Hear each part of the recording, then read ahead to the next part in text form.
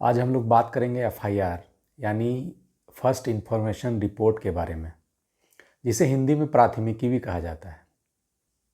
जब भी कोई गंभीर जुर्म या कॉग्निजिबल ऑफेंस का सूचना पुलिस को दी जाती है, उसी को एफआईआर यानी फर्स्ट इन्फॉर्मेशन रिपोर्ट कहा जाता है। भारतीय नागरिक सुरक्षा संहिता की धारा 173 में इसकी पूरी प्रक्रिया दी गई है। एफआईआर कई तरीके से हो सकती है।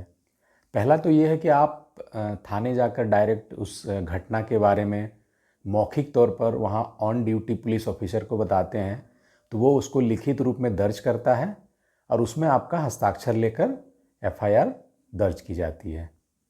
दूसरा हो गया कि अगर आप घटना के बारे में लिखित में आवेदन देते हैं, जिसमें कि उसकी घटना की पूरी विवरणी आप एक लिखित आवेदन देकर भी एफआईआर दर्ज करवा सकते हैं। तीसरा है ऑनलाइन एफआईआर। आजकल लगभग सभी राज्यों में ऑनलाइन एफआईआर की सुविधा होती है। जो वहाँ की पुलिस वेबसाइट होती है, उसमें ऑप्शन होता है कि आप वहाँ से भी ऑनलाइन एफआईआर दर्ज करा सकते हैं। आइए जानते हैं एफआईआर में क्या क्या लिखना ज़रूरी है।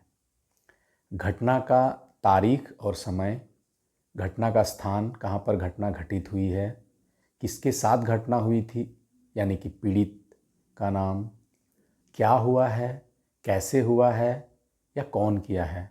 अगर पता हो तो उसका भी नाम देना आवश्यक है।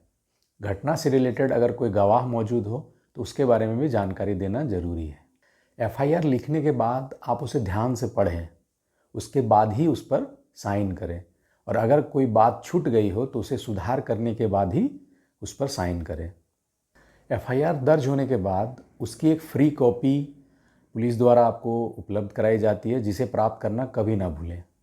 अगर पुलिस एफआईआर दर्ज करने से मना करती है तो 173 में ये प्रावधान दिया गया है कि आप उस घटना की जानकारी आप सीनियर अथॉरिटी को, जैसे एसपी सर, एसएसपी सर को भी आप जाके जानकारी दे सकते हैं। अगर फिर भी कोई कार्रवाई नहीं होती है तो आप सीधे जुडिशियल मजिस्ट्रेट के यहाँ आवेदन देकर कार्रवाई के लिए आग्रह कर सकते हैं। कानून को समझिए और कानून का सम्मान कीजिए, क्योंकि जानकारी ही सुरक्षा है। धन्यवाद। जय हिंद।